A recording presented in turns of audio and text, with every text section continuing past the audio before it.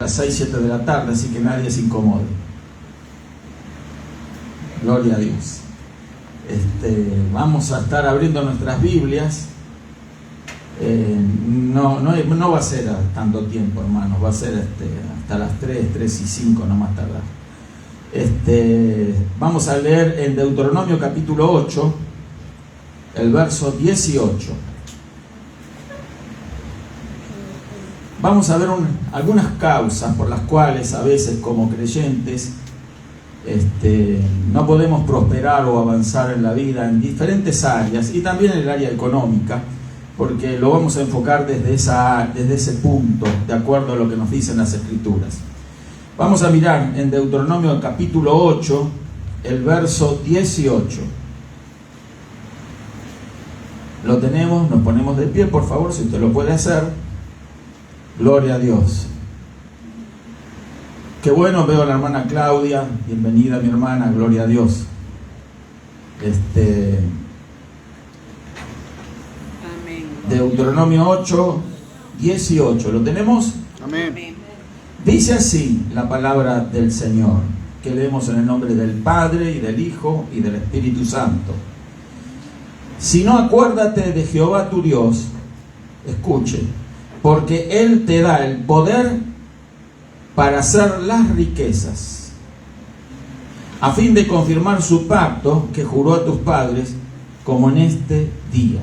Voy a volver a repetir la segunda parte del verso, que dice: porque Él te da el poder para hacer las riquezas, a fin de confirmar su pacto que juró a tus padres, como en este día. Él te da el poder para hacer las riquezas. Gloria a Dios. Vamos a darle gracias al Señor. Le voy a pedir a mi hermano Oscar que nos dirija una oración, por favor. Amantísimo Dios, Sí, Señor. en este momento venimos presentándola ante tu presencia, Señor. Gracias, Señor. Confiadamente, Señor, porque queremos escuchar tu voz. Bendice, Señor, tu palabra. Bríndale la sabiduría tú al Gracias, instrumento, al pastor, Señor mi Dios, que has puesto al frente de esta obra. Señor, gracias. Y abrimos la boca y el corazón, como también los oídos, para atesorarla y salir con esa palabra. Amén y amén. Amén. Gloria a Dios. Gracias, mi hermano. Podemos tomar asiento, hermanos. Gloria a Dios. Quiero aclarar antes de avanzar con la reflexión o el tema que vamos a compartir en esta hora, de que la prosperidad no es ningún pecado, aunque sabemos que la mejor de las prosperidades es la espiritual. Amén. Tenemos que comprender que como hijas e hijos de Dios, nosotros tenemos que anhelar en primer lugar la prosperidad espiritual. Entendemos por prosperidad espiritual una cercanía a Dios, una búsqueda constante del Señor, una búsqueda de su presencia, una consagración de parte nuestra hacia el Señor, y también la búsqueda de la santidad, sin la cual nadie verá al Señor. Amén. Esa es la verdadera prosperidad espiritual. Pero junto con eso, que todos son frutos o son el resultado de la salvación de nuestras almas, como ahora estamos en Cristo, también Dios desea prosperarnos en esos aspectos y también en todos los demás aspectos de la vida. Por ejemplo, económicamente. No hay ningún pecado que nosotros seamos prosperados económicamente. Es más, hay quienes se respetan todos los pensamientos, todas las ideas, ¿verdad? Que a veces tienen distintos líderes cristianos. Algunos dicen, bueno, que no hay que buscar la prosperidad material, porque lo que hay que buscar es la prosperidad espiritual. Estamos de acuerdo, por eso hice esa aclaración. La prosperidad, en primer lugar, que debemos de anhelar, desear para nuestras vidas, es la prosperidad espiritual. Amén. Sentada esta base, tenemos que decir que tener dinero no es malo. Dice la Biblia, no dice que el dinero es malo, dice que el amor al dinero es malo. Amén. O sea, nosotros no tenemos que amar al dinero, pero el dinero no es malo, porque sin dinero no se pueden hacer las mismas cosas, obviamente, que cuando tenemos dinero. Por ejemplo, sin dinero usted de repente no puede ayudar al prójimo como quisiera hacerlo. Me estoy explicando, hermano. Ahora, si usted es prosperado de parte de Dios, y Dios pone en su mano riquezas, pone abundancia, usted va a tener la oportunidad de compartir esa bendición con otros. Amén. Entonces, tener dinero, tener bienes, tener recursos, no es ningún pecado. Nosotros no nos tenemos que poner en la posición de rechazar, ¿verdad?, recursos y dinero. Tenemos que ponernos en la posición que Dios quiere que tengamos.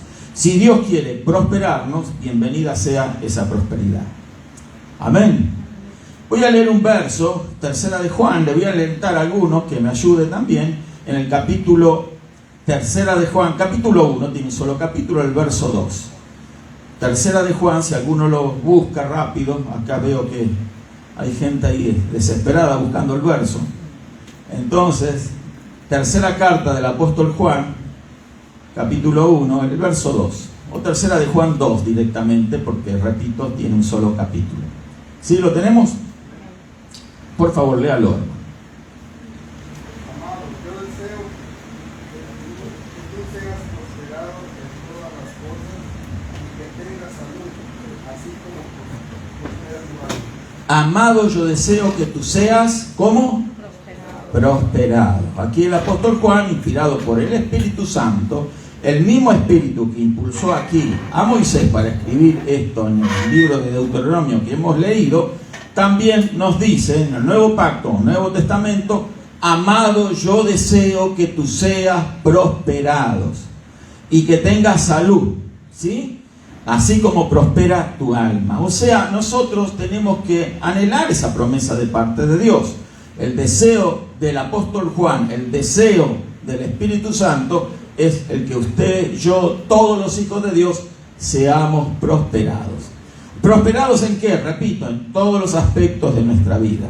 Prosperados en el área espiritual, prosperados económicamente, prosperados en todo aspecto, también con habilidades, talentos, recursos de todo carácter, de todo índole, pero nosotros tenemos que anhelar y tenemos que desear la prosperidad también espiritual. Dios no nos salvó para que vivamos una vida como algunos de nosotros vivíamos antes de conocerle. Ahora Dios nos salvó para que seamos ejemplo para muchos. Amén. Imagínense que si nosotros le decimos a la gente: Dios te salva, te va a salvar para la eternidad, pero si de repente nos ven a nosotros viviendo una vida paupérrima, miserable, entonces va a decir: mejor me quedo como estoy, ¿sí? Para vivir como vive me quedo así como estoy. Entonces, la gente va a escucharnos mejor cuando nosotros le demos un testimonio fehaciente, un testimonio positivo, cuando le demos el testimonio de que estamos siendo prosperados, no solamente limpios y salvos de nuestros pecados, salvos por la eternidad, sino también que somos bendecidos de parte de Dios. Amén. Somos bendecidos, salvos, sanos. La sanidad es una bendición para todos los hijos de Dios y para todo aquel que puede creer. Y la prosperidad también. Así como se requiere fe para salvarse, se requiere fe para sanarse. Se requiere fe también para ser prosperado. Sin fe, dice la Biblia, es imposible agradar a Dios. Ahora, teniendo como base esto que hemos hablado, que la Biblia reconoce, nos dice... Por ejemplo, aquí, otra vez lo voy a volver, a leer, Deuteronomio 8:18. Dios, porque Dios, Él te da el poder para hacer las riquezas. Fíjese que el término las riquezas está en plural. No se está hablando o refiriendo sencillamente o te da el poder de hacer riqueza. Las riquezas. Las riquezas significa una amplia variedad de cosas consideradas riquezas, ricas, espléndidas, ¿sí? Valiosas. Todo eso es lo que Dios tiene preparado para su pueblo, para sus hijos. Y no, usted se considera una hija, un hijo de Dios, ¿verdad? Entonces, todas las cosas están puestas a nuestro favor. O sea, desde el punto de vista marítimo, vamos a decirlo así, nuestra nave va viento en popa cuando vamos de la mano de Cristo. Amén.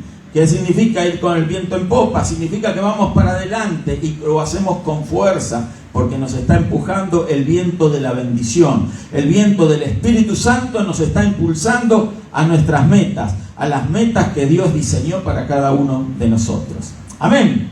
Entonces, la prosperidad no es ningún pecado. Entonces tenemos que deducir, concluir de que el futuro económico está en las manos de Dios, ¿sí? En primer lugar. ¿Puede decirlo conmigo? Mi futuro económico está en las manos de Dios. Pero también en otras manos. En las mías. En las mías. Porque usted puede declarar y decir esto, que mi futuro económico está en las manos de Dios, pero si usted se queda cruzado de brazos, entonces nunca va a prosperar. Amén. Las hijas, los hijos de Dios, el pueblo de Dios es un pueblo que cree, que tiene fe en las promesas del Señor, pero que trabaja. Amén. Entonces, si nosotros creemos en la palabra de Dios, vamos a ponernos a prosperar. Vamos a desear la prosperidad, vamos a esperar la prosperidad. Por eso usted está trabajando y lo hace duro, porque usted está esperando ser bendecido en ese aspecto también. No solamente a veces queda un poquito hipócrita decir, no, yo solamente trabajo para comer, ¿sí? Porque hay gente, y yo conozco de esa gente creyente, que dijo, no, a mí me alcanza con que pueda comer y vestirme nada más. Yo solamente deseo eso de parte de Dios. Pero después nunca viene al culto porque se la pasa trabajando. ¿Sí? Entonces, ¿por qué? Porque no necesita solamente para comer y para vestirse, necesita para otras cosas, ¿verdad? Necesita para gastar en otras cosas que son todas lícitas, aunque la Biblia nos dice, todas las cosas me son lícitas, pero no todas convienen. Amén. Porque si esas cosas que nosotros anhelamos y deseamos nos apartan o nos separan de Dios, entonces pasan a ser ilícitas. ¿Cómo pasan a ser esas cosas que nos apartan de Dios? Ilícitas, ¿sí? Ilícita que significa que no es legal, que no es correcto, que no es bueno. En otras palabras, que no viene de Dios. Y si no vienen de Dios esas cosas, ¿de dónde vendrán? ¿Quién es el que quiere separarnos de Dios?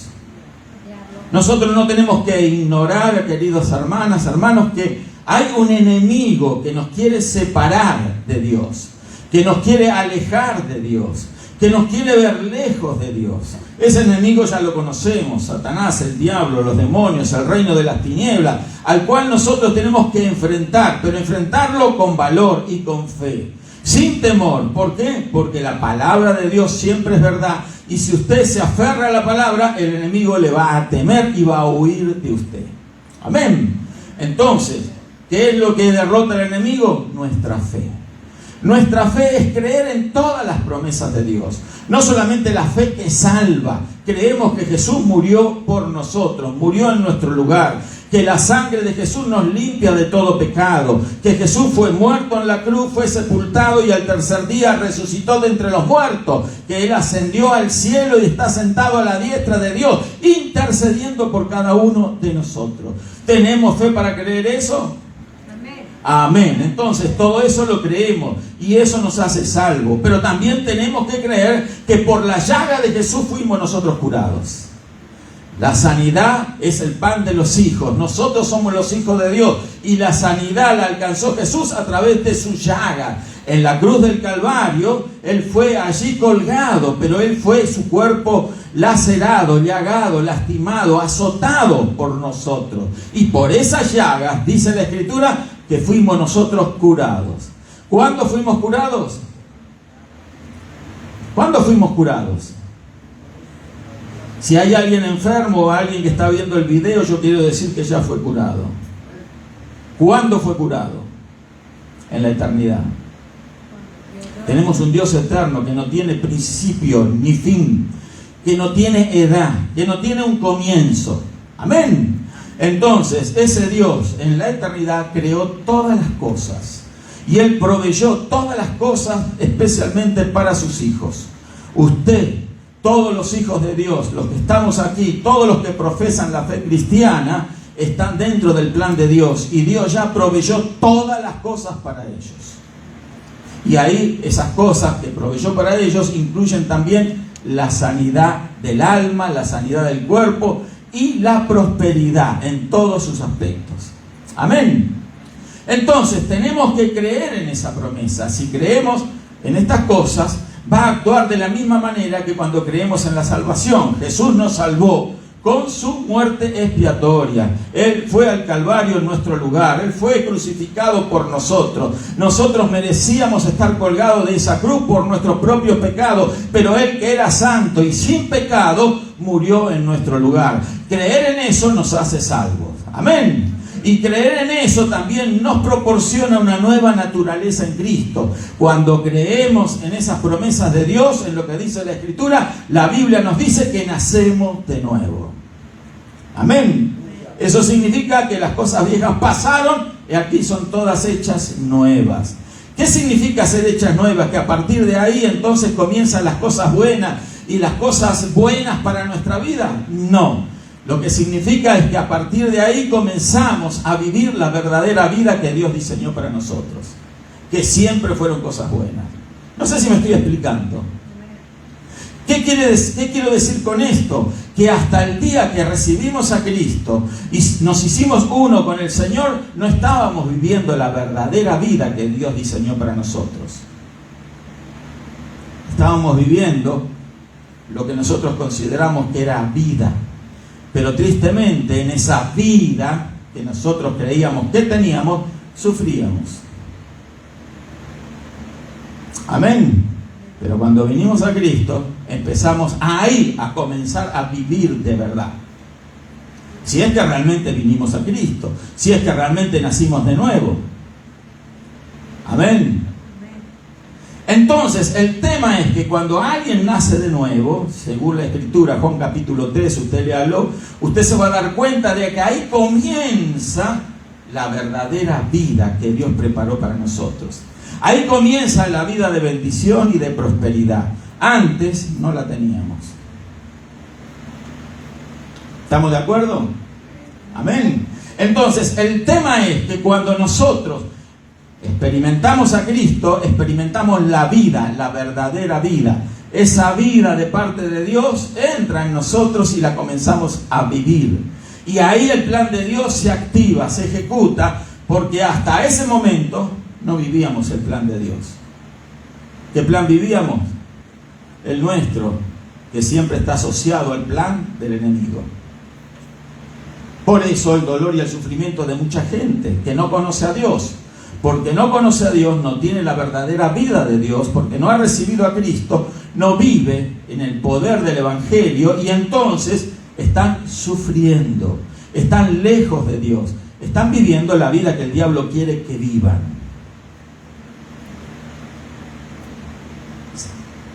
Vaya un poquito para atrás en su vida antes de conocer al Señor. ¿Era la vida que Dios deseaba que usted viviese? ¿Verdad que no? Bueno, entonces tenemos que concluir de que a Dios no le agradaba esa vida que vivíamos, porque no era la vida que Él había preparado para nosotros. ¿Sí? ¿Lo vemos?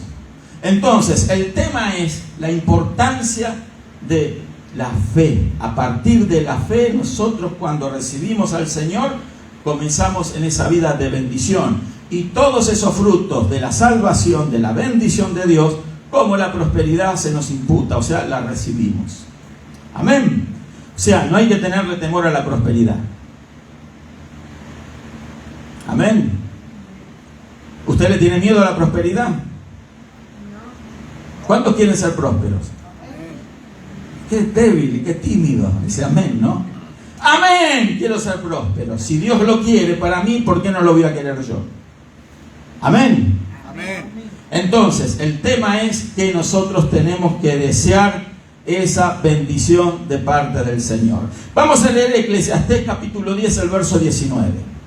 Si alguno lo tiene, Eclesiastés, ¿sí? El Santo.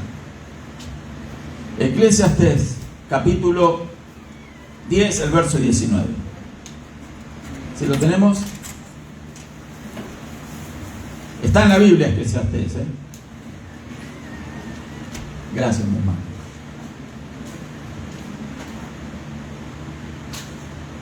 Si alguno lo tiene, léalo, por favor. Eclesiastés capítulo 10, verso 9.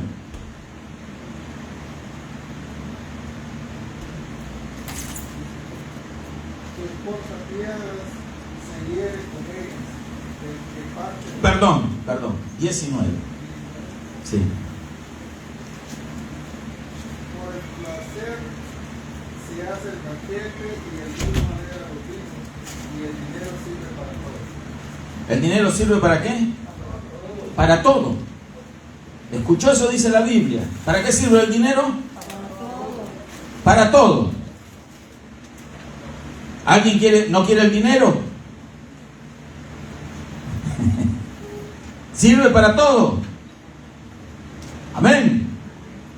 Por eso usted va a trabajar, por eso usted se esfuerza. El dinero sirve para todo lo bueno. ¿Sí? Entonces, los hijos de Dios vamos a procurar con el dinero todo lo bueno, todo lo que agrada a Dios, todo lo que va a bendecir a otros. Cuando nosotros bendecimos a Dios con nuestros recursos, con el dinero que tengamos a disposición de otros, nosotros vamos a ser bendecidos grandemente por Dios, porque Dios para eso lo puso en nuestras manos.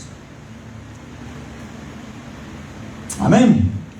Nadie crea que es prosperado por su esfuerzo, su capacidad o habilidad para hacer algo.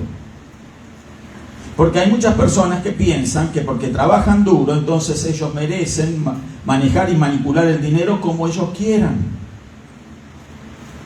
Y Dios es un Dios de orden. Dios tiene establecido reglas, tiene establecido formas y maneras para bendecirnos abundantemente si nosotros respetamos esas reglas. Amén. El dinero, como otras cosas, lo tenemos que aprender a administrar. ¿Qué tenemos que hacer con el dinero? Administrarlo, porque no es nuestro. Mía es la plata y mío es el oro, dice el Señor. Mía es la plata y mío es el oro. Todo es de Dios.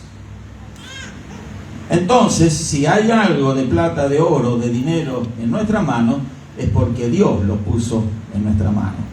Ah, no, pero yo trabajé duro y porque yo estudié y me recibí y hice tantas cosas para tener la posición que hoy tengo, entonces yo voy a hacer con mi dinero lo que quiero. No es tan así la cosa. Como hijas e hijos de Dios tenemos que aprender principios de Dios para saber administrar nuestro dinero. Dios quiere prosperarnos, pero muchas veces no vemos esa prosperidad porque no estamos a la altura que debemos de estar para administrar ese dinero. ¿Me explico? Porque si usted no tiene la capacidad de administrar, por ejemplo, $1,000, ¿por qué Dios le va a dar 10,000? Si usted no tiene la capacidad de administrar $1,000, probablemente Dios le va a poner en sus manos 100 para que aprenda con 100. ¿Me voy explicando? Amén. Cuando usted aprende a administrar 100, va a poner 200 y así hasta que usted llegue a administrar bien los 1,000. Luego usted puede aspirar a tener 10,000 y por qué no 100,000 y 1,000,000 y por qué no más también. Pero tenemos que aprender a administrar nuestro dinero, nuestros recursos. Hay gente que le molesta a veces cuando se habla de dinero, pero yo le puedo decir que es una bendición porque yo estoy seguro que usted quiere más dinero. ¿Sí o no? ¿Verdad que todos queremos tener más recursos al alcance de nuestra mano? Amén. Claro que sí. No vamos a ser hipócritas, hermanos. Acá no tenemos que, porque escuchamos a alguien que se cree súper espiritual y dice, yo no necesito dinero. Sin embargo, hemos leído en la Escritura que dice que el dinero sirve para todo. Si sirve para todo, quiere decir que es importante. Amén. El dinero es importante. Por eso usted y yo los tenemos que administrar bien al dinero. No podemos usar el dinero a gusto y antojo nuestro. Tenemos que conocer los principios que nos van a bendecir más para que nosotros tengamos más recursos en nuestras manos. ¿Usted cree que no se puede obtener eso? Le aseguro que sí. Dios quiere poner en nuestras manos más recursos, más dinero, más capacidades, más talento, más habilidad. Nos quiere poner en nuestras manos más contactos. Nos quiere poner a nuestro alcance más cantidad de puertas abiertas que trasponer, puertas de bendición, donde nosotros vamos a ver prosperidad, no solamente en nuestra vida, en nuestra familia, en nuestra descendencia. Amén. Entonces es importante que nosotros pongamos atención a estas cosas. A veces se pone la atención en nimiedades. ¿Qué significa? En pequeñeces, detallitos. ¿Sí? Entonces nosotros tenemos que poner nuestra atención en las cosas importantes. En primer lugar, la salvación, que es lo más importante. Vuelvo y repito eso. Pero también el dinero sirve para todo. No compra la salvación el dinero. Para eso no sirve. No compra los dones espirituales. Para eso no sirve. Pero con el dinero nosotros podemos obtener cosas materiales que van a bendecir la obra de Dios, que van a bendecir su hogar, su familia, sus hijos, ¿sí? Que va a bendecir su barrio, su nación. Porque si usted prospera, su país también va a prosperar. Amén. ¿Por qué no? Se preguntó usted, porque hay naciones en la pobreza, en la miseria, y otras en la abundancia y en la riqueza. Ah, no, porque tienen más recursos. Cierta parte hay de verdad, pero también hay algo muy importante, hay que a veces sin recursos se puede obtener riqueza, sabiendo administrar el dinero. Le voy a dar unos ejemplos. Suiza, ¿cuántos escucharon hablar de Suiza? Es un país europeo, está en el centro de Europa, pequeño, al sur de Alemania, al norte de Italia, chiquitito, ¿sí? Pero es uno de los países más ricos de Europa, porque ellos desarrollaron la habilidad de establecer bancos, compañías financieras, y entonces la mayor parte de los capitales mundiales están ahí en Suiza.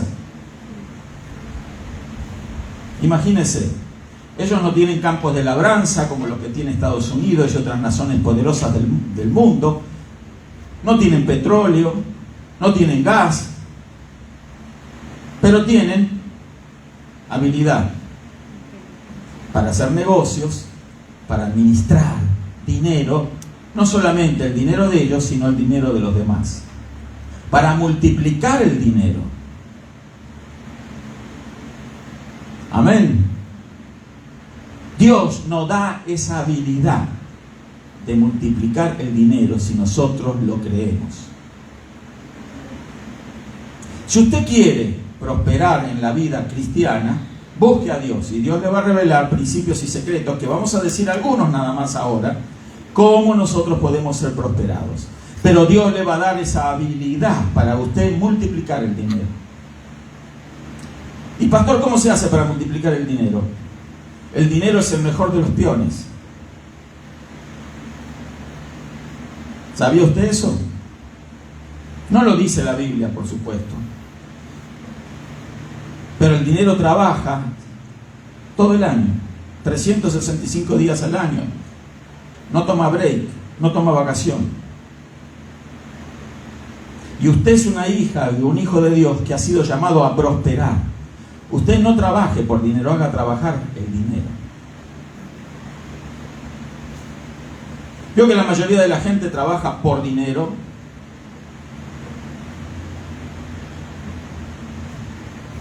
Trabaja por el salario, 8 horas, 10 horas, 12 horas y algunos más, por dinero. Pero hay otras personas que no trabajan por dinero, ellos hacen trabajar su dinero. Amén. ¿Y cómo hago yo eso? Empiece a aplicar principios bíblicos y usted va a ver que Dios le va a dar la capacidad de multiplicar a usted su dinero. Y hacer que usted empiece a prosperar y empiece a aprender cómo hacer trabajar su dinero. Amén. Que no es su dinero, es el de Dios. Amén. En primer lugar, ¿cómo, pastor, entonces? Dígame eso. ¿Sí? ¿Cómo se hace eso? Yo aprendí ese secreto al poco tiempo de convertirme. Yo empecé a diezmar. Ya sabía yo, diría alguno, ¿no? Ya salió con lo del diezmo.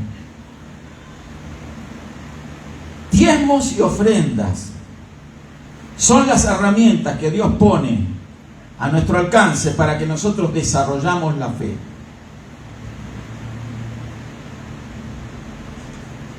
Si usted cree que Dios puso ese dinero en su mano, ¿por qué no ponerlos en las manos de Dios? Eso es fe. Y Dios no nos pide todo lo que Él pone en nuestras manos. En el caso del diezmo, es un 10%. Pero eso es un principio de fe. Eso significa que usted ya no depende de ese dinero. Usted depende de Dios. Amén. Y yo prefiero depender de Dios y no de mi dinero.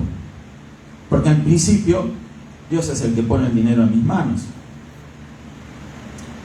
Entonces, si usted empieza a aplicar ese principio, usted va a empezar a notar cambios en su vida. Usted va a empezar a ordenar su vida. Porque el diezmar, el ofrendar, es muy importante y empieza a organizar nuestra vida. ¿Ha conocido creyentes desorganizados? Yo muchos.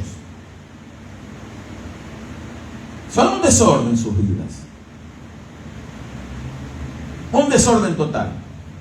Son cristianos, buenos creyentes, personas fervorosas, buscan a Dios, pero no tienen vidas ordenadas. No hay un patrón de conducta, no hay un patrón de actividad, no hay horarios, no se respeta nada. ¿Sí? No estoy hablando que se irrespeta, no se respeta nada de lo normal, de lo natural. Las vidas no tienen un objetivo, no hay una meta. Respiran porque el aire es gratis, nada más. No saben a dónde van, no saben qué alcanzar en la vida. Si yo le pregunto a usted, ¿por qué usted está en esta nación? ¿Usted sabe por qué? ¿Tiene un plan? ¿Verdad que muy pocos responderían, sí, yo tengo un objetivo en la vida, un propósito? O sencillamente es comer bien, poder pagar el cable, el gas, la renta, y ya. ¿Cuál es el plan? ¿Por qué no hay un plan? Si Dios tiene un plan.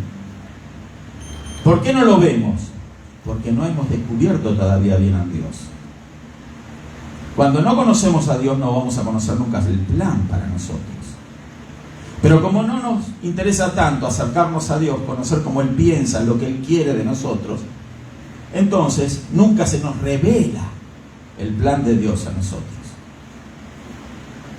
Amén. Acérquese a Dios y usted va a empezar a ver qué es lo que Dios quiere para usted. Y qué es lo que Dios quiere que usted alcance. Y cómo usted va a recibir una bendición y va a ser próspero. Entonces, volviendo al tema, con respecto al diezmo, yo quiero decir algo, ¿verdad? Porque tampoco son temas populares esto y la gente no quiere oír estas cosas, ¿verdad? Pero el diezmo, muchos han dicho, ¿es bíblico? El diezmo es bíblico. Pero nosotros no diezmamos como diezmamos en la ley, como se diezmaba en la ley, perdón. En la ley, antiguo pacto, te puede leer Malaquías capítulo 3, verso 10, ¿qué dice? Si alguno lo tiene, Malaquías 3, 10.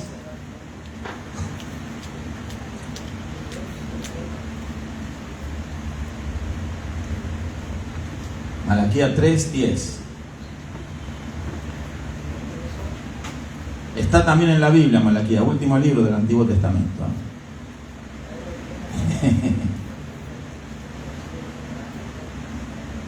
Malaquías 3, 10. Que edificáis Sión con sangre, a Jerusalén con injusticia. Malaquías capítulo 3, verso 10. Traed todos los diezmos al alfolí y haya alimento en mi casa y probadme ahora en esto. Dice Jehová de los ejércitos, si no os abriré las ventanas de los cielos y derramaré sobre nosotros bendiciones hasta que sobreabunde. Traed todos los diezmos, ¿sí? Ese era el diezmo levítico. El diezmo del antiguo pacto, el diezmo de la ley. ¿Sabe que usted, el pueblo de Israel, no tenía ese un solo diezmo? Tenía 3 diezmos. Era el diezmo para los sacerdotes, que tenían que diezmar ellos de su ganado, de lo que ellos obtenían, de sus cosechas.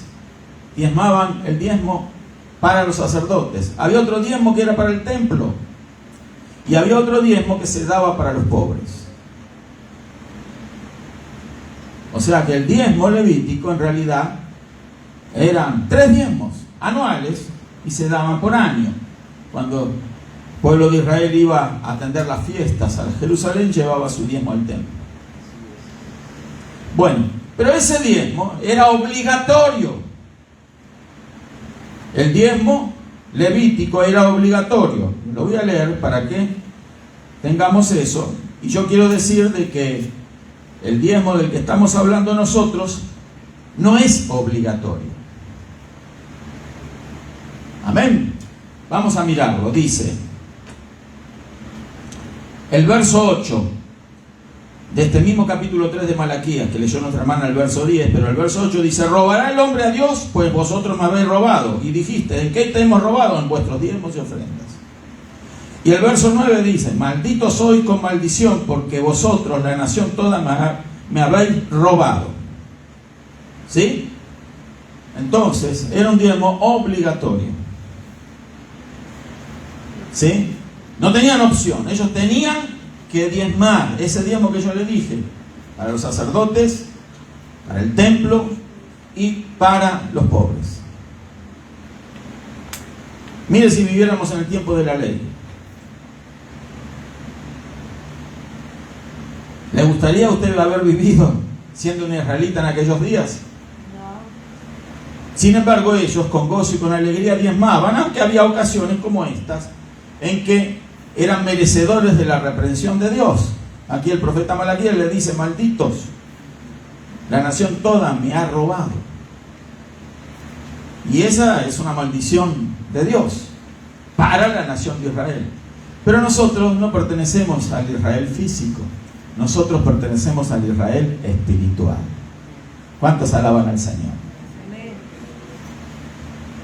La gente legalista que quiere imponer el diezmo en sus congregaciones y otros legalismos más, deberían de comprender de que si ellos dicen que el diezmo es obligatorio, bueno, exigir los 3 diezmos anuales.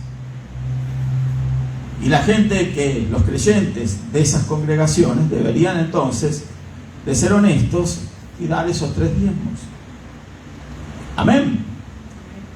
Pero estamos hablando de otro diezmo. Ese era el diezmo levítico. ¿Cuándo comenzó la ley? Pregunto. A ver si alguien me ayuda. Desde Moisés, exactamente. La ley le fue entregada a Moisés en el monte Sinaí, ¿recuerdan? Los mandamientos. Y Dios le reveló a Moisés todo lo que incumbía la vida nacional de Israel y también en todo lo que estaba relacionado con la adoración a Dios. Se pusieron mandamientos para todos, 613 mandamientos en total. Dentro los famosos 10 mandamientos que todos conocemos, ¿verdad? Y el diezmo era también obligatorio. Esos 3 diezmos de los que hablamos. O sea, que Moisés, posterior a Abraham, a Isaac y a Jacob, ¿sí?, obtuvo de parte de Dios esta revelación en el monte Sinaí, la ley y la ley de los diezmos. Pero el diezmo era anterior a la ley de Moisés. Vamos a leer en Génesis, en el capítulo 14, creo, sí, Génesis 14. Génesis 14, el verso 17.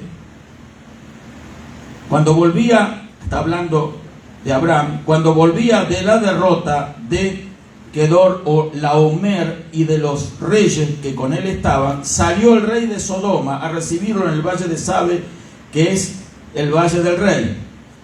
Y el verso 18 nos dice, entonces Melquisedec, ¿lo podemos repetir? Melquisedec. A ver, rey de Salem y sacerdote del Dios Altísimo, sacó pan y vino. ¿Qué sacó Melquisedec? Pan y vino. Y le bendijo, diciendo, bendito sea Abraham del Dios Altísimo, creador de los cielos y de la tierra, y bendito sea el Dios Altísimo que entregó tus enemigos en tu mano. Y le dio a Abraham los diezmos de todo. Ahí es la primera vez que encontramos en las Escrituras la palabra diezmo. O sea, que el patriarca Abraham le entregó a Melquisedec los diezmos de todo. Melquisedec salió a recibirlo ¿con qué? Con pan y vino. No le pidió diezmos a Abraham. Pero Abraham voluntariamente o por revelación sintió que tenía que darle los diezmos que había obtenido en esa guerra, en esa batalla, en esa conquista. Y le dio los diezmos de todo. No era poco. Amén. Ahí tenemos la mención, la primera mención del diezmo en la Biblia. Luego, el diezmo de la ley de Moisés, que fue posterior a Abraham, cientos años después. Entonces Dios estableció sobre la nación de Israel los diezmos, esos 3 diezmos anuales. Eso era parte de la ley. La ley quedó caduca, ¿sí o no? ¿Cuándo quedó caduca la ley? Jesús, el verdadero Cordero de Dios, el verdadero sacrificio por nosotros, con su muerte y con su resurrección, entonces hizo caduca esa ley. Ahora nosotros ya no somos guiados por la ley levítica. Amén. Nuestro guía ahora es Cristo. Y vamos a hablar un poquito acerca de este Melquisedec. ¿Quién era Melquisedec? En el libro de Hebreos, el Nuevo Testamento, habla un poquito de Melquisedec. Habla mucho, pero nosotros vamos a mirar algunas cosas, nomás por razón de tiempo. Hebreos capítulo 7 dice, el verso 2. Hebreos capítulo 7, verso 2. Dice, a quien asimismo dio a Abraham, escuche, los diezmos de todo, cuyo nombre significa primeramente Rey de Justicia y también Rey de Salem, esto es Rey de Paz. ¿Sí? Voy a leer el verso 1 también para que se entienda, comprenda mejor. Porque este Melquisedec, rey de Salem, sacerdote del Dios Altísimo, que salió a recibir a Abraham, que volvía de la derrota de los reyes, y le bendijo. Melquisedec le bendijo a Abraham. Y entonces Abraham le dio los diezmos de todo. Pero viene el verso 3 lo que dice. Sin padre este Melquisedec. Sin padre. No tenía padre. Sin madre. Sin madre. Sin genealogía. No tenía ancestros. Que ni tiene principio de días. Escuche, ni fin de vida, sino hecho semejante al Hijo de Dios, permanece sacerdote para siempre. Está hablando de Melquisedec. No tiene padre, ni tiene madre, no tiene genealogía, no tiene principio de vida, no tiene fin de vida, es eterno. El único eterno es Dios. Amén. Entonces tenemos a este Melquisedec, rey de Salem. ¿Sabe lo que significa rey de Salem? Salem, paz, ciudad de paz, rey de paz. ¿Sí? A mismo el verso 2 lo aclara. Rey de Salem, esto es rey de paz. Entonces el verso 4 nos dice, considerad, y nos habla a nosotros aquí. Consideremos nosotros. Pues cuán grande era este a quien aún Abraham, el patriarca, dio los diezmos del botín. Ciertamente, los que de entre los hijos de Leví reciben el sacerdocio tienen mandamiento de tomar del pueblo los diezmos según la ley. Es decir, de sus hermanos, aunque estos también hayan salido de los lomos de Abraham. Amén. Entonces, ¿quién era este Melquisedec? Era una manifestación del Señor Jesucristo. Entonces, la ley fue temporal, desde Moisés a Cristo. Después de Cristo, lo único que queda y lo que siempre hubo fue el sacerdocio de Melquisedec. Amén. A veces no estamos acostumbrados a estos nombres, son un poquito porque no se explica a veces mucho, pero eso lo enseña la Biblia. Melquisedec, sacerdote eterno, sin padre, sin madre, no nació, sin principio de días, sin fin de días, eterno. Jesucristo, el Hijo de Dios, es Dios y es eterno. ¿Cuántos alabamos al Señor? Gloria a Dios. Entonces, fíjese usted una cosa. Abraham estaba bajo el sacerdocio de Melquisedec. Vamos a leer el verso 17 de este capítulo 7 de Hebreo, si aún lo mantiene por ahí. Dice así: pues se da testimonio de él, hablando de Melquisedec, diciendo: tú eres sacerdote para siempre, según el orden de Melquisedec. Amén. ¿Qué quiere decir? De que Abraham estaba bajo el sacerdocio de Melquisedec. Y bajo el sacerdocio de Melquisedec, uno que era rey y sacerdote,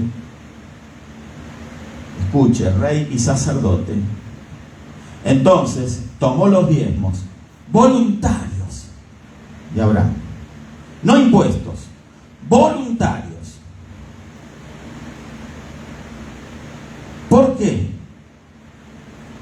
Al pueblo de Israel se lo impuso el Señor, pero aquí Abraham fue voluntario. Por eso es el padre de la fe, porque no solamente la fe se expresó cuando él dejó Babilonia para buscar la tierra prometida que Dios le habló, sino que también aquí encontramos que Abraham era verdaderamente un hombre de fe.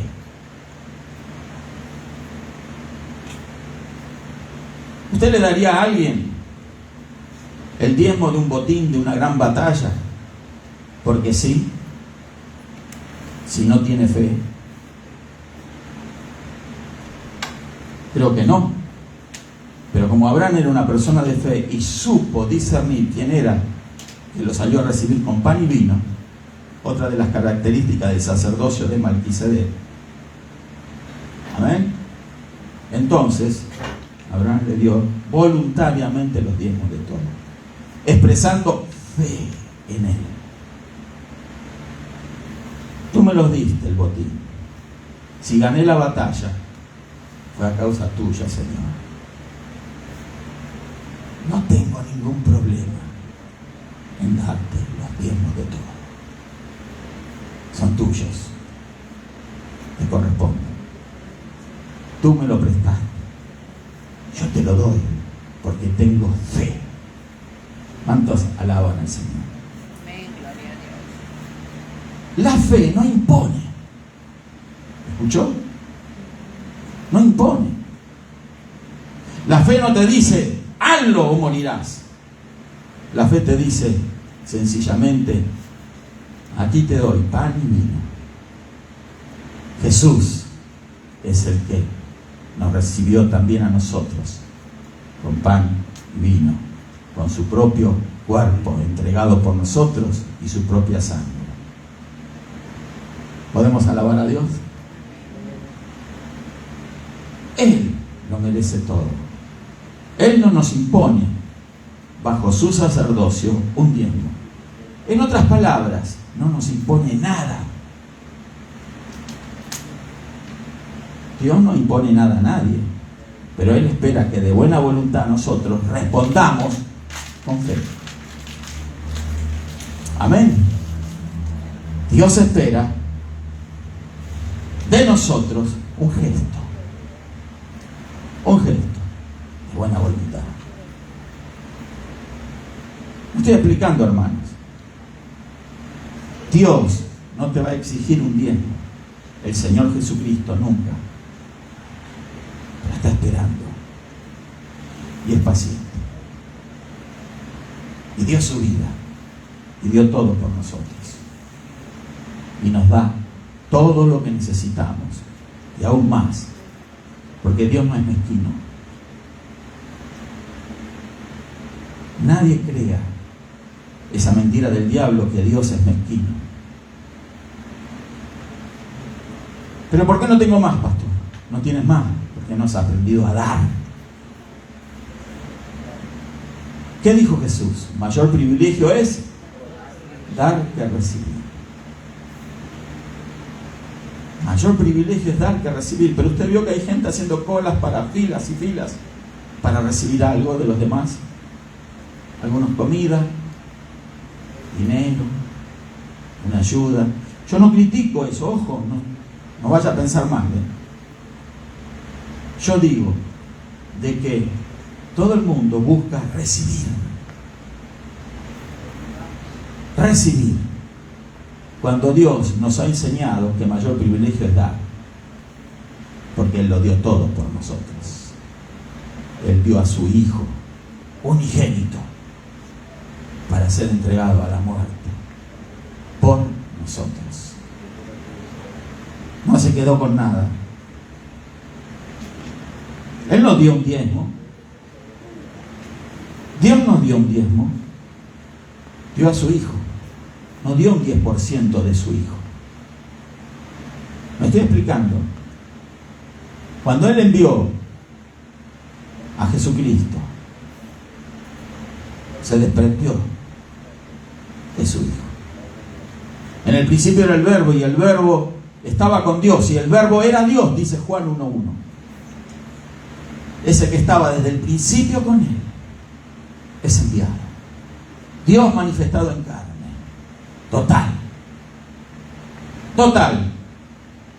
No una mano, no un pie, no un 10%. Le entregó todo. Y lo entregó por amor. Y así debe ser nuestro diezmo. Nuestra ofrenda. Nuestra dádiva. Por amor. Nada más.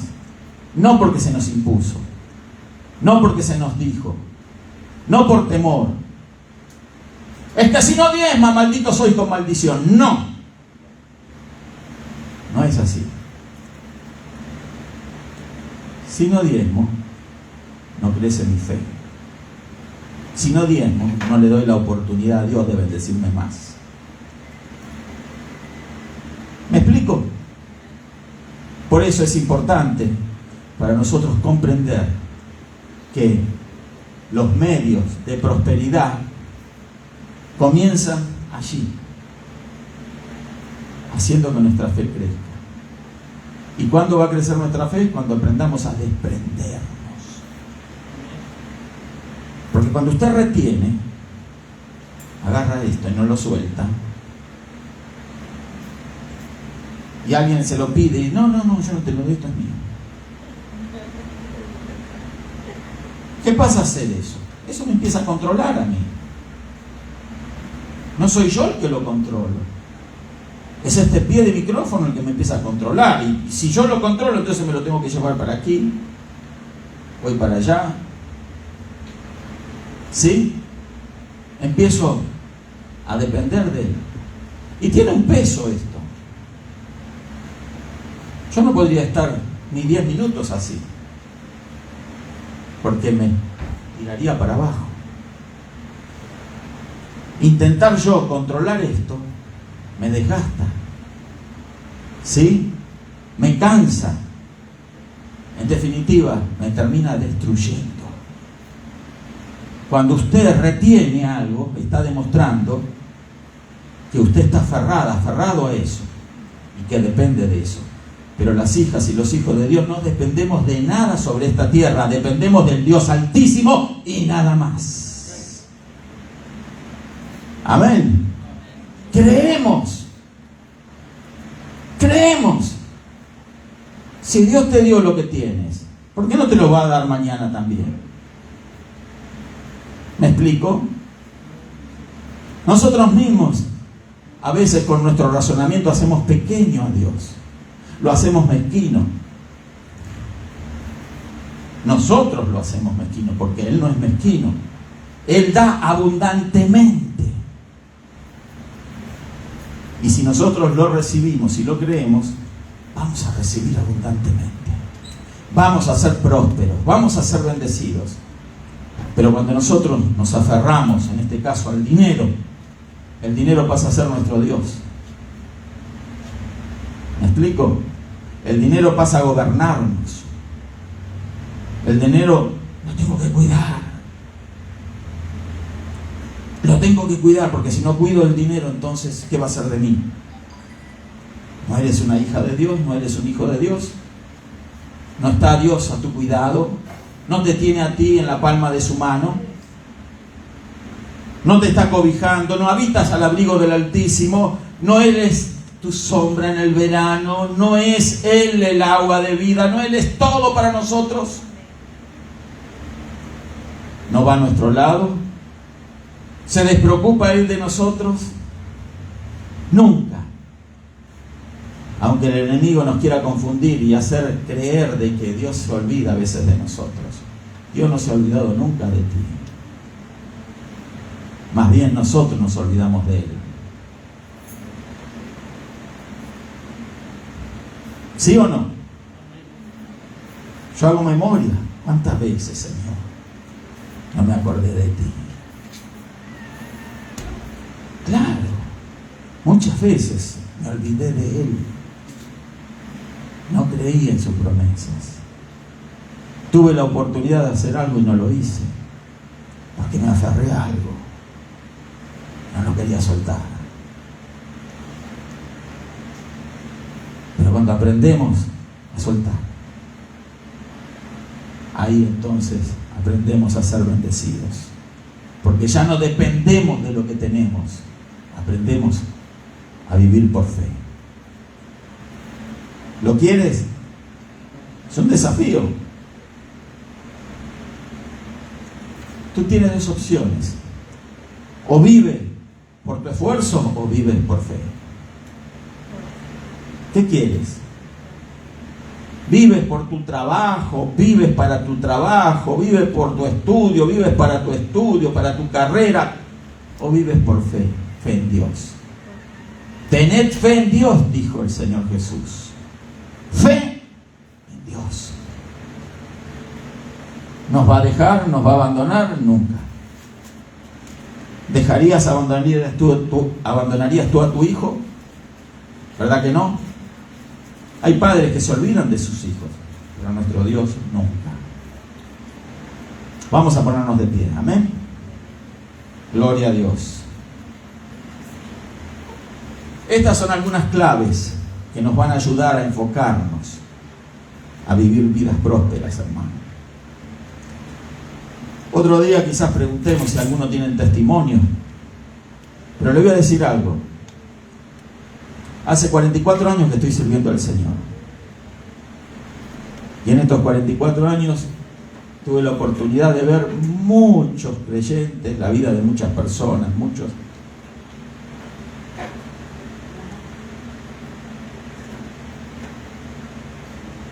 ¿Y sabe qué?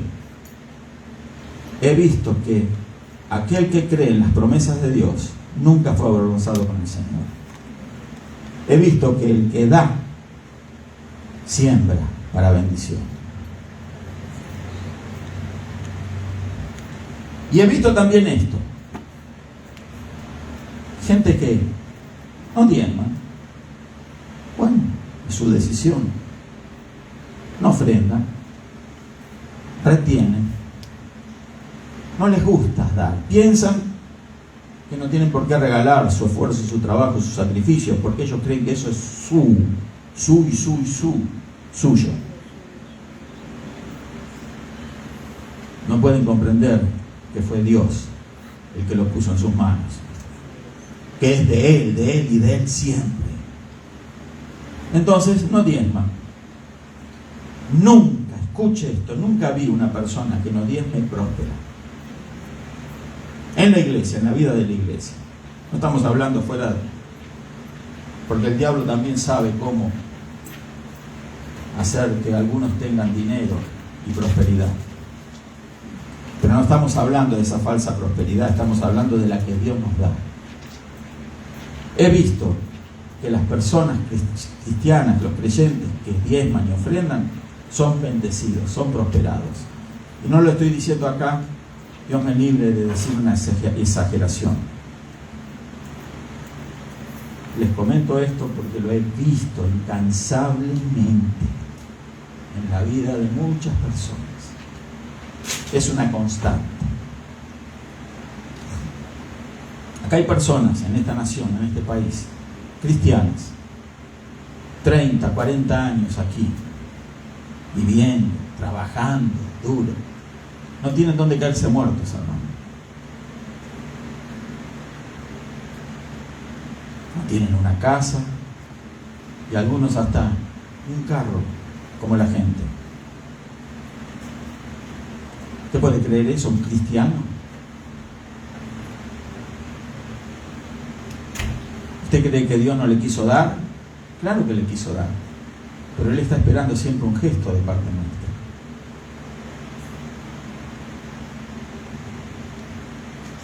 Agarrados, aferrados, Dios no los puede bendecir. No se dejan bendecir. Es como aquel que usted se acerca y lo quiere saludar y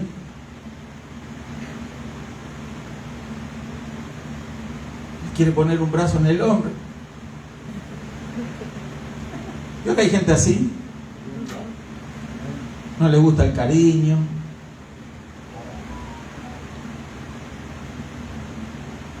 Si uno le dice algo bueno, algo, un halago, algo, no les gusta. ¿Sabe por qué? Porque tienen muy baja estima. Ellos no creen que eso sea verdad para ellos. Creen que es mentira. Y por eso cuando Dios los quiere bendecir, ellos, la misma situación con Dios. Le hacen mueca a Dios, eluden la mano de amor que Dios les extiende, la mano dadivosa. Desconfían, son huraños, malhumorados, ¿sí? Enojados con la vida.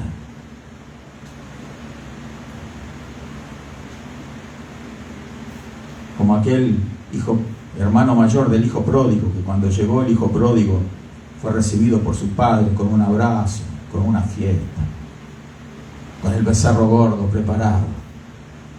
Estaba el hermano mayor y se enojó. Este hijo suyo fue y se malgastó su herencia con prostitutas y ahora viene aquí todo mugriento y usted lo recibe con anillos de oro, con calzado, ropas nuevas.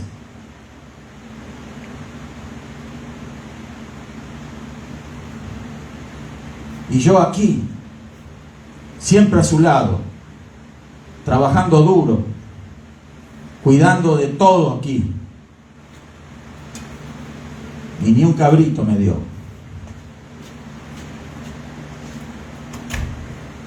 ¿Y qué le dijo el padre? Pero hijo, si todo lo que tengo es tuyo. Todo es tuyo. Todo, absolutamente todo es nuestro. Lo que es de nuestro Padre Celestial es también de nosotros. ¿Lo crees? No seas como aquel niño que llegando a la cocina de su casa pide permiso para agarrar la fruta que está ahí en el centro de la mesa, siendo aquel niño hijo de la casa. Porque si es un vecino, ¿verdad? Cambia la cosa.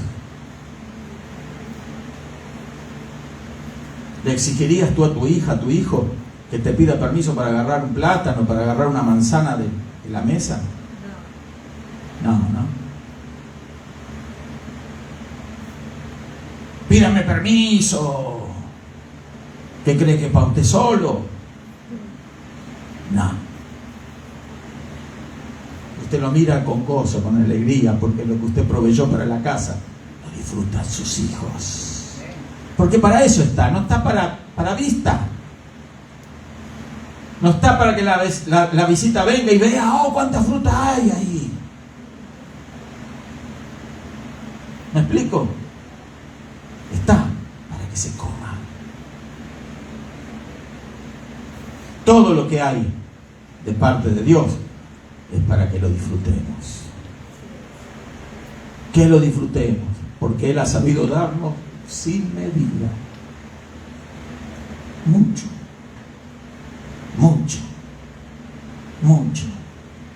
Pero ¿qué le hemos dado nosotros a Él? Él dio su vida por nosotros. Pero ¿qué de mí? ¿Qué de ti? A veces ni el tiempo le queremos dar a Dios.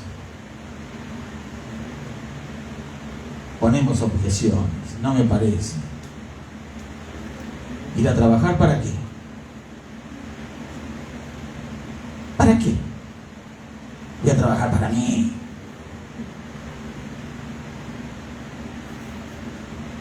¿Hacer un sacrificio para Dios? ¿Para qué?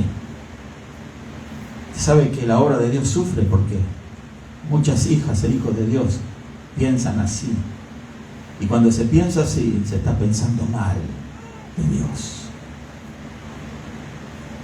¿Es que Dios no te va a bendecir? ¿Qué crees? ¿Que Dios es mezquino? ¿Creemos que Dios no ve nuestro esfuerzo, nuestro sacrificio, nuestro trabajo? Todo nuestro trabajo tiene recompensa. Dios sabe recompensar cada ofrenda, cada diezmo, cada trabajo, cada sacrificio, cada esfuerzo. Y lo recompensa abundantemente. Nos despertamos y respiramos profundo y decimos, gracias Señor por la vida. Y sentimos, está latiendo, ¿verdad? El músculo de carne dentro de nuestro pecho. Oh, gracias Señor. Y ya. Creemos que, bueno, tenemos que vivir porque lo merecemos. Y Dios está obligado a mantenernos con un corazón latiendo. ¿Será que Dios está obligado a algo? Entonces, analicemos. Y si queremos ser prosperados, empecemos a poner en práctica principios bíblicos que nos van a bendecir. Amén. Vamos a hacer una oración, porque este Dios que ha dado todo, no solo nos da la bendición de prosperidad económica, material, sino también sana nuestro cuerpo. Yo conozco personas que han sido sanas milagrosamente de enfermedades incurables, de enfermedades que les insumían mucho dinero. Y tengo que decirlo con tristeza. En algunos casos, personas que se sanaron de un cáncer, escuchen, de un cáncer. Estaban enfermos de cáncer, venían, se sentaban. No perdían culto. No perdían culto. Meses. Ellos venían. Un día se sanaron. Ya no los vimos después por la iglesia.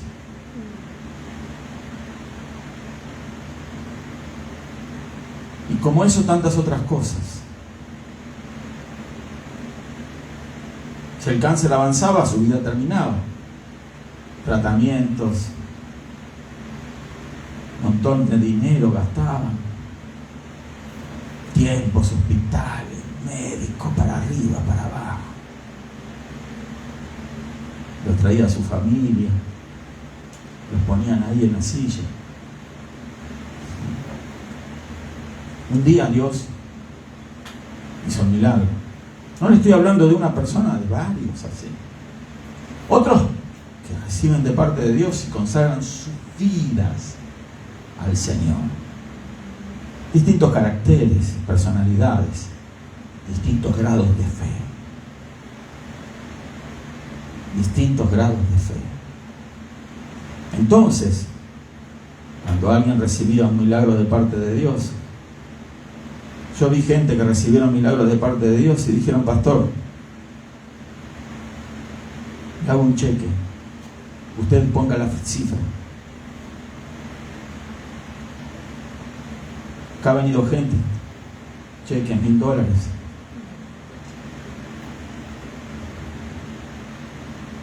¿Es así o no, Gilberto, tesorero de la iglesia?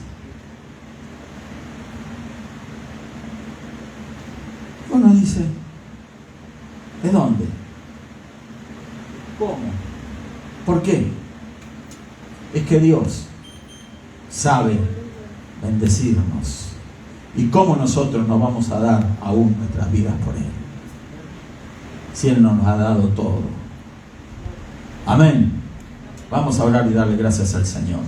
Si hay alguien enfermo, crea que Dios va a estar obrando en su vida. Padre, en el maravilloso nombre de Jesucristo, te damos gracias, Señor, por tus bendiciones. Gracias, Señor, porque tú has establecido, Señor, reglas en tu palabra para hacernos prósperos, bendecidos, Señor. Porque tú quieres que tu pueblo camine en victoria, en prosperidad, Señor. Gozoso, contento, Señor, alegre, feliz. Te damos gracias, Señor, en el nombre de Jesús. Padre del cielo, Señor, obra para la gloria de tu nombre, la gloria de tu Hijo amado Jesucristo, Señor.